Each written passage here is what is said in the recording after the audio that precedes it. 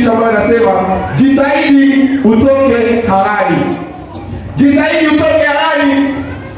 Jitahidi utoke Harani. Usibaki Harani. Msomaji wangu sijui kama yupo, tafuta kitabu cha Mwanzo 11 mstari wa 32. Acha nisome hata mimi mwenyewe. Mwanzo 11 mstari wa 32. Neno la Bwana linasema, na siku za Tera zilikuwa miaka 205. Tera akakufa kwa Harani. Sijui kama unasoma pamoja nami. Na unaishia kwa siku mwema. Na siku za Tera zilikuwa miaka 205. Tera akakufa kule Harani. Hii ni tangazo la kifo. Hii ni tangazo la huzuni. Tumetangaziwa habari ya mtu ambaye anakufa, na huyu mtu anaitwa Tera. Tera tumetangaziwa kwamba amekufa. Ni jambo la huzuni, Tera amekufa. Sasa swali, amekufia wapi? Tera amekufia Harani. Jitahidi utoke Harani haraka sana. Tera amekufia Harani. Kwa nini asikufia mahali pengine? Tera amekufia Harani wakati watu wanakwenda mbinguni. Tera amekufia Harani. Kwa nini Tera afe? Kwa nini amekufia Harani? Jitahidi utoke Harani haraka sana. Huyu Tera, kama kuna hadithi ambayo iliyo na huzuni katika Biblia, mojawapo ni hadithi za Tera. Tunasoma Mwanzo 11:31. Inatupatia picha ya hadithi ya Tera.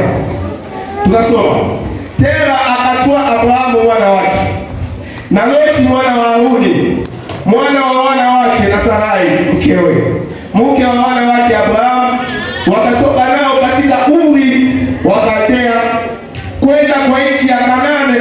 Wametoka katika mji wa Uri wa Kaldea, wamekwenda katika nchi ya Kanaani, wakakuja kwa Harani, wakakaa pale.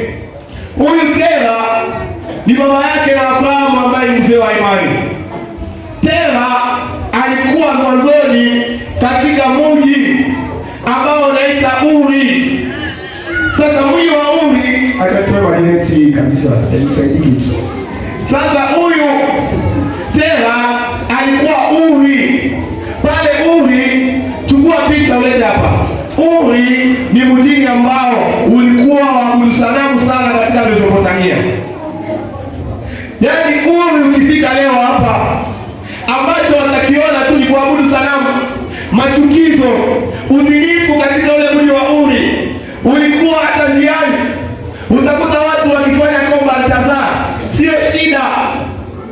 Kwa hiyo kwa watu wa Uri ilikuwa nafasi ambayo shida zote, dhambi yote ilikuwa pale Uri.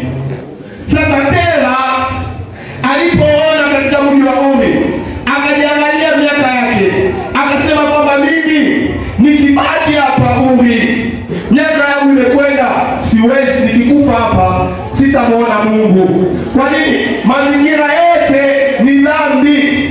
Kwa hiyo mimi nikifa hapa sitaokolewa. Tera akatafuta mahali ambapo ataokoka. Ndio maana Tera akachukua walio wake. Sikiliza, alichukua Abrahamu mwana wake. Abrahamu alikuwa mtu mzima, ameshamuoa Sarai. Abrahamu alikuwa responsible. Tera akasema, Abrahamu, huyu mji wa Uri umejaa machafuko, kwa hiyo mimi nitatoka, lakini wewe hautabaki.